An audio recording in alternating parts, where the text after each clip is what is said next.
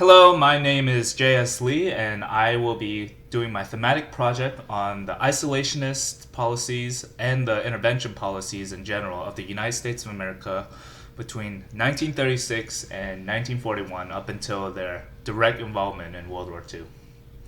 So I will be conducting this analysis of their intervention policies using a game called Hearts of Iron 4. It's supposed to be a historically accurate grand strategy 4X game. And we will be playing as the United States of America with our leader as FDR. And it is the year 1936, so I will be giving a brief overview of how this game works right now. Alright, so we'll just be going over some of the very, very basics of this game, the stuff that will really matter for this project. We are playing as the United States, as I said before, and here we can see that our leader is FDR, and we have a focus tree, a nationalist focus tree, and here you can see right now we have started with the New Deal program. This just goes in line with FDR's policies at the time of with the New Deal to help stave off the Great Depression. Additionally, we'll be able to see some of the production aspects of the United States. This is mainly the military production of the United States. We won't be focusing on this too much, but here we can see something that was really, really unique to the United States at the time was their production effort. And if you see here, we have 175 civilian factories. This may not mean much to you, but if you consider how many civilian factories other countries start with in this game. Germany starts with about 20, the UK starts with about 40, and here the United States starts with 175. And this just goes to show their relative economic power on the global scale and really their industrial capacity, which would play a lot into their efforts of aiding the Allies and, on certain cases, any kind of war parties in general during World War II. Here we have just some military factories queued up, but that shouldn't matter too much right now. Here you see an overview of our trade in terms of commodities with other countries. You have oil, aluminum, rubber, tungsten, steel, and chromium, and we can decide which countries we will want to trade with. This might be covered just a little bit in this overview as we go along with the neutrality acts and what material goods were traded with other countries. So you can see on this global map where these trade routes lead to. You can see it goes to Germany, Poland, France, the UK. We'll be going over this a little bit later on. All right, and to conclude the basic overview of the usage of this game for this project, let's just go over what our country is affected by in terms of our national spirit, which is basically our current policies. I wouldn't really say the Great Depression as a policy, but we currently have this effect going on that affects the country. So we have political power costs. You have increased political power costs, resource gain efficiency, decreased resource gain efficiency, decrease in our recruitable population factor for any kind of wars, an increase in the consumer goods factories. That means more of the civilian factories are used to create consumer goods because they're not creating enough, and there's a joint faction tension limit up by 20%. One last thing is that we have the date up here. It'll be used to reference any kind of world events that trigger throughout the game, and we have a world tension meter right here. It's currently sitting at 0%. Nothing has really happened, and here you'll have a log of things that have happened throughout the world. But because there's some variances in the game and not all world events are historically accurate in terms of what dates they trigger at, I will be personally activating these world events through some console commands, and we'll just be going over briefly on each of these in this video. So between 1934 and 1936, you had the 9 committee hearings that investigate the financial interests of the United States involvement in World War II, and it looked into the the businessmen and the arms dealers and what they really had to profit off from the war, and it basically perpetuated the ongoing belief that the United States had entered the war because of financial interests and for businessmen to make a profit, and this was really something that helped support the position of isolationists at the time because no one really wanted to be involved in another conflict such as World War One. And in August 31st, 1935, Congress signed the Neutrality Act of 1935 after heavy lobbying by the Roosevelt administration to allow the president to impose sanctions and embargoes selectively. This was at first denied by Congress, but it was eventually put into action. This act placed a general embargo on arms and war goods with any nations that were in wars, while also declaring that any Americans traveling on warships would be at their own risk. Here you see in 1935, right now the time is 1936, but let's just assume it's 1935 because this game doesn't start before that time period. But in 1935, Italy declared a war against Ethiopia, basically looking to reestablish some colonial territories in Africa. And Roosevelt invoked the Neutrality Act of 1935 to embargo both Italy and Ethiopia because they were in a formal war with each other. So now the time is February 1936, and we had the passing of the Neutrality Act of 1936, basically just renewed and extended the previous Neutrality Act of 1935 for another 14 months because the original one was only supposed to last for 6 months. What it did was, while extending it, also added some additional provisions that included the prohibition of any kind of financial aid to any war parties, because the original Neutrality Act had really only forbade the trade of arms and munitions to war parties. And here in 1936 we have the eruption of the Spanish Civil War. If we read the text just a little bit, let's see. A group of powerful generals in the armed forces have issued a pronunciamiento denouncing the current government in Spain.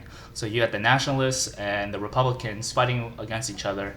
The Republicans would be the pro-democratic side, and the nationalists would be the pro-fascist side, led by Francisco Franco. Here, the United States took a stance of non-intervention at this time, and any notion of regarding any kind of arms deals to belligerents of the war was faced with real staunch opposition from the public and Congress. But here, just for the sake of progressing the game, let's go with what FDR would be known for later on in this Civil War, and he would be supporting the Republicans. So let's just click on that for now.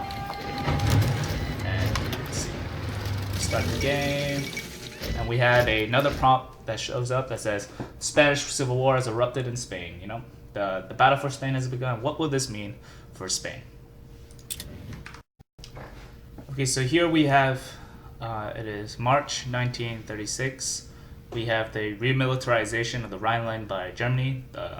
There's, as concessions during the Treaty of Versailles, Germany was not allowed to have any of their troops on the border between Germany, Belgium, and France, which is collectively known as the Rhineland.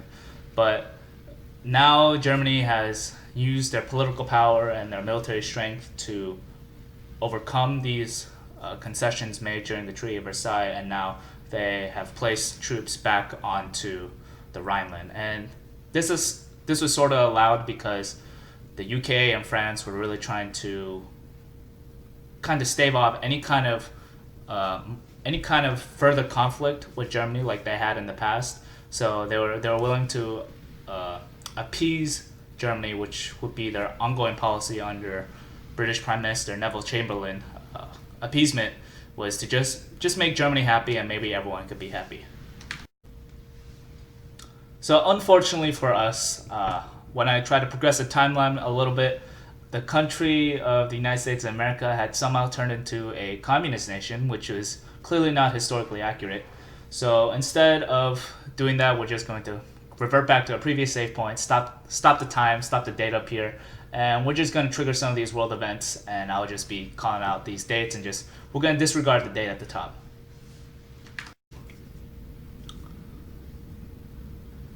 So on January 6, 1937, Congress passed the Neutrality Act of 1937 to include civil wars into the previous provisions stated by the Neutrality Act of 1936, because it unfortunately did not have any civil wars included.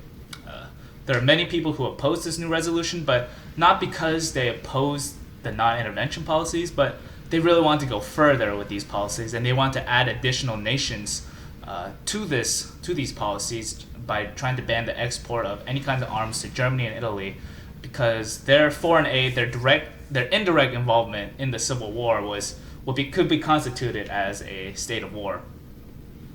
However, businesses could still sell non-military supplies such as oil, gas, and trucks to the factions of the Spanish Civil War, so they were supplying both the Nationalists and the Republicans at the time.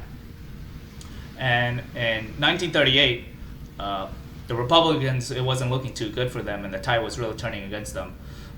Roosevelt tried to unsuccessfully bypass these embargoes and sanctions placed by the Neutrality Acts and try to supply the Republican forces in Spain with American aircraft by shipping these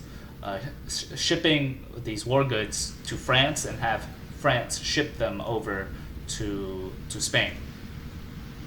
Unfortunately, the Nationalists ended up winning. They were the fascist faction of this war, and after the victory, the Undersecretary of the Spanish Foreign Ministry went to go on to say, without American petroleum, trucks, and credit, we would have never won this Civil War. So this really goes to fuel on the importance of American involvement during such a troublesome time, even though they weren't directly involved on a physical scale, I guess, in terms of sending troops and being directly involved with these wars.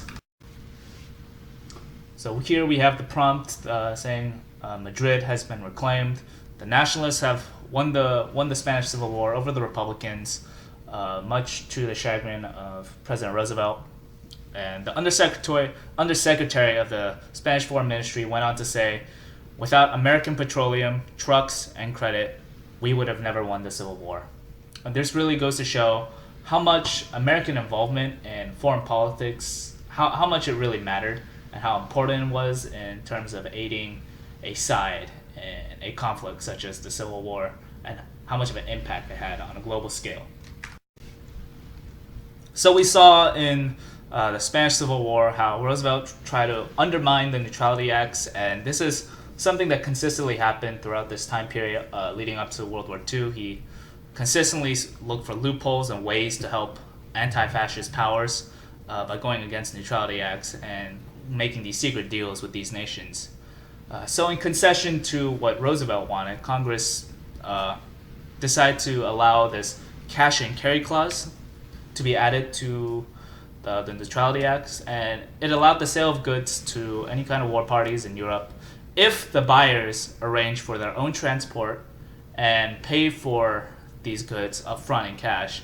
And Roosevelt argued that doing this would allow them to help their allies, but still block the U.S. from entering the conflict directly. This was also, of course, intended to help future aid to the U.S.'s main allies, France and the U.K., in the event of a war with Germany, because at this time, tensions were increasing with Germany, seen with the remilitarization of the Rhineland. So the UK and France controlled the waters between around Europe, all around them. So they were really able to take full effect of this cash and carry clause that would come to help them future on with the outbreak of World War II.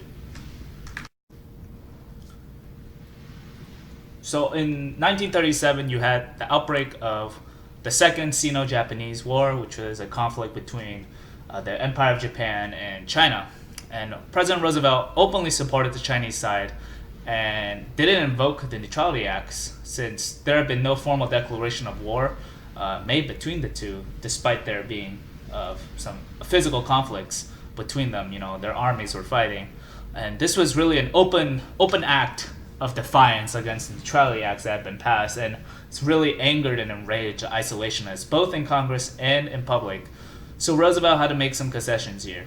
He said that American ships would be prohibited from transporting arms, but they would be allowed to be shipped by foreign ships such as Great Britain. And in October 1937, Roosevelt gave his famous quarantine speech outlining a kind of a pivot in U.S. intervention policies at the time. And he outlined these policies by saying that there will be an international quarantine against the epidemic of world lawlessness by nations that actively protested the democratic nature of the world that he really tried to achieve. And he really went against the expansionist and aggressive nature of fascist nations at the time, namely Japan, Italy, and Germany.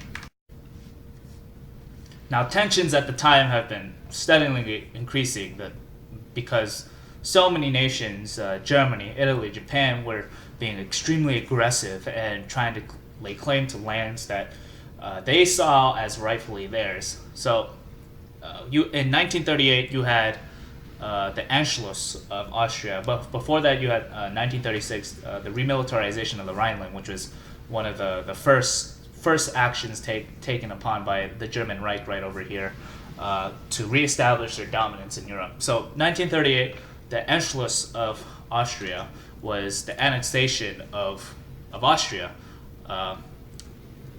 Anschluss just means annexation in Germany. So the current sentiment in Germany was there are a lot of German speakers in Austria. They should rightfully be reintegrated into Germany. And here it was a popular sentiment not just in Germany but also Austria. And here you see the prompt repeating uprising in Austria clearly show that the people there long to be united with our Reich. It is now time to take action and allow the will of the people to be made manifest. And the button we have here is, how can anyone say that Austria is not German? The majority of the country was German speaking, so the German Reich felt like they had a legitimate claim. And this was something that was agreed upon by a lot of the people at the time. Not so much agreed upon, but they understood where Germany was coming from, and they allowed it, namely France and the UK. They let it pass through means of appeasement. The U.S., no one really liked the fact that Germany was strengthening up their nation like this, but they didn't want any further conflict, so they allowed this to happen. In 1938, Germany kept actively pursuing their aggressive expansionist policies, and after they had annexed Austria through their Anschluss, they also laid claim to the Sudetenland through threat of force. And they successfully recaptured the Sudetenland. They also, at the time, they argued again, same with Austria, that many of the inhabitants of that area were German speakers, so that they rightfully belong to Germany. But in 1939, you had the German Reich invade with their forces and occupy Czechoslovakia. And here we have the prompt from the game, the fate of Czechoslovakia. Germany, not content with stealing the Sudetenland, the Germans have now decided to seize the rest of our nation, abandoned by our so-called allies, and with our best defenses lost in the Munich Diktat. The situation appears hopeless. So, and here we have the prompt given to the Germans, yet still we must resist. They basically kind of just gave up. It wasn't much of a fight, and they just let themselves to be occupied by Czechoslovakia. Czechoslovakia would later go on to be broken up, but that won't really be covered in our analysis today. So here you see Czechoslovakia has been taken over by Germany, and the other part has been is owned by Slovakia now. It got broken up, like I said earlier.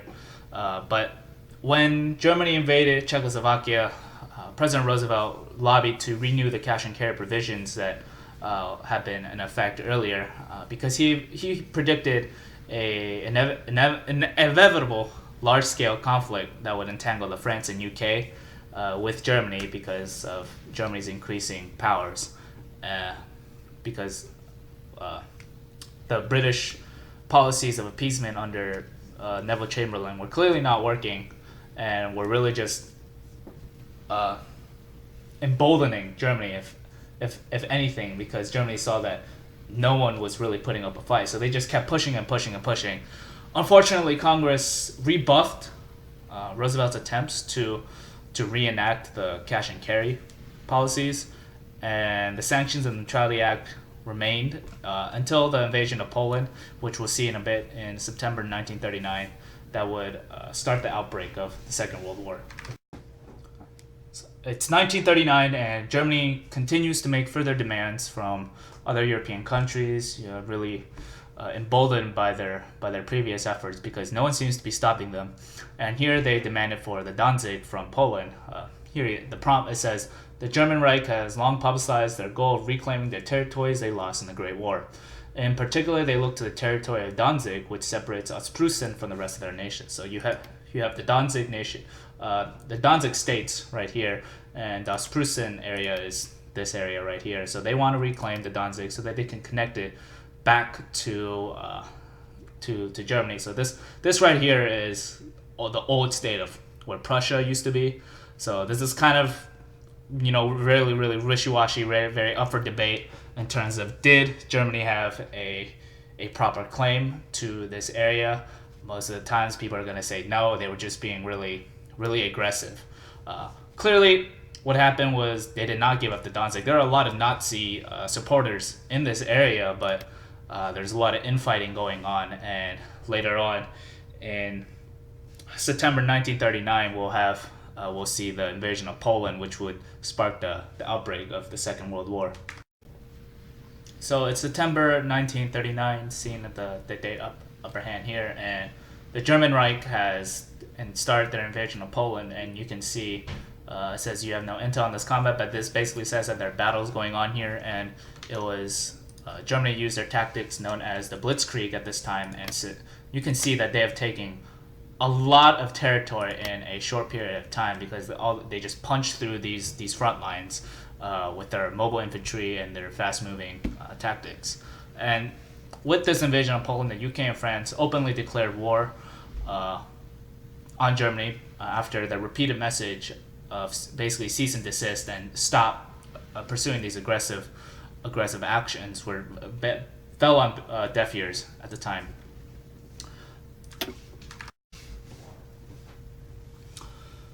So in response to this invasion of Poland, Roosevelt, obviously, he invoked the Neutrality Acts, but he also lobbied to Congress that taking such a passive stance in this war would be really detrimental and would give passive aid to Nazi Germany, because they were just standing on the sidelines, not doing anything.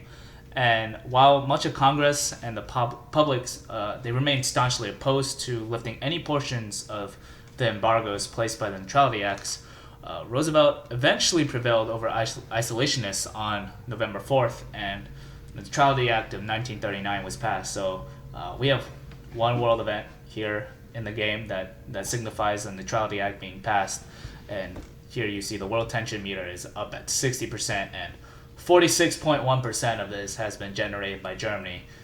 Really goes to show just how much aggression has been shown by the German Reich so far. So the new Neutrality Act was passed, and it lifted some sanctions placed by the previous ones, and allowed for the munitions to be traded with belligerent nations. In this case, the UK and France. We don't really want to be trading with Germany on the previous cash and carry clauses. This basically ended the complete isolationist policies that people have been really looking to and have been dominating the United States at the time. And furthermore, the Neutrality Acts of 1935 and 1937, their provisions were repealed. Additionally, the American citizens would now be completely barred from entering war zones, and the U.S. government created a new ministry, the National Munition Control Board, to control arms trade on a federal level at this time. And anyone caught violating this new act, violating any provisions made by the National Munitions Control Board, would be penalized by a minimum of 2 years. Now, after continuous aid to UK and France between 1939 and 1941 through the new Neutrality Act of 1939, the neutrality policy and isolationist policies of the United States basically came to an end with the introduction of the Lend-Lease Act of 1941 that allowed the sale of any land or war materials to any nations the United States wished to support. So they have been really been lifting these limitations that they have placed on themselves, and now they're able to openly support anyone they deem fit. So part of this game is we have a Lend-Lease option where we can choose to give these supplies over to our allies. So if you press Lend-Lease, I can choose to give them infantry, artillery equipment, tanks, armored vehicles, planes, or convoys, and it just sends them a monthly dosage, I guess, of these materials. And then between 1941 and 1945, through the Lend-Lease Act, this will go on throughout the war. The U.S. would ultimately provide $50 billion US dollars worth of goods to allied countries, with $31.4 billion going to Great Britain, their first and foremost ally. This expansion of foreign policy was not looked upon so greatly by the Axis powers, and the Axis powers being Germany, Italy, and Japan at this point. And German U-boats have been provoked. Basically, that Germany has been provoked to start attacking U.S. commerce ships, and they're now attacking U.S. ships carrying munitions. And Roosevelt was compelled to order the U.S. Navy, September 11th, 1941, to attack any German and Italian ships threatening the quote waters which we deem necessary for our defense, end quote, implying the defense of munition ships. So now you have U.S. Navy warships who are actively on patrol and looking to defend these munition escorts. And then on October 31st, 1941, you had the sinking of the U.S.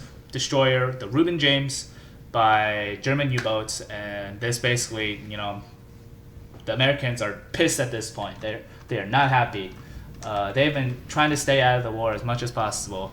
So, further clauses of the Neutrality Act in 1939 were repealed, and now merchant ships are allowed to be armed while carrying their cargo to these belligerent nations, and they're allowed to defend themselves now. And then in December 7th, 1941, the Empire of Japan over here, they're kind of running low on some supplies in their ongoing war with China, and they really are lacking raw materials, namely oil and rubber, and this is something that the United States has a lot of. So on December 7th, 1941, Japan attacks the naval base of Pearl Harbor because this is really America's staging point in terms of the Pacific War Theater and the command center for the U.S. Navy. So they launched a surprise attack, really targeting the aircraft carriers of the U.S. naval fleet. Unfortunately, during the surprise attack, the U.S. naval fleet, the carriers were out on an exercise out on the ocean. So it was really just a bunch of destroyers and battleships that were stationed here.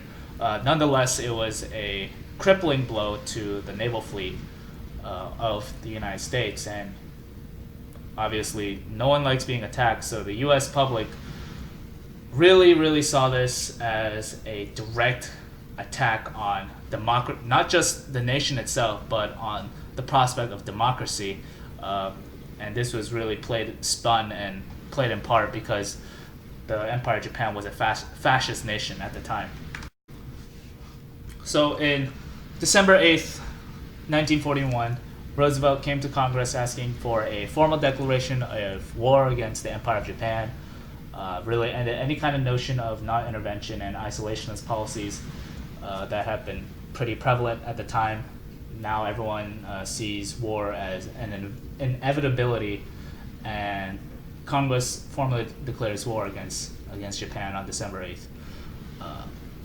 Later on December 11th, the United States will face declarations of war by both Germany and Italy, and the United States will go on to declare war against them on the same exact day.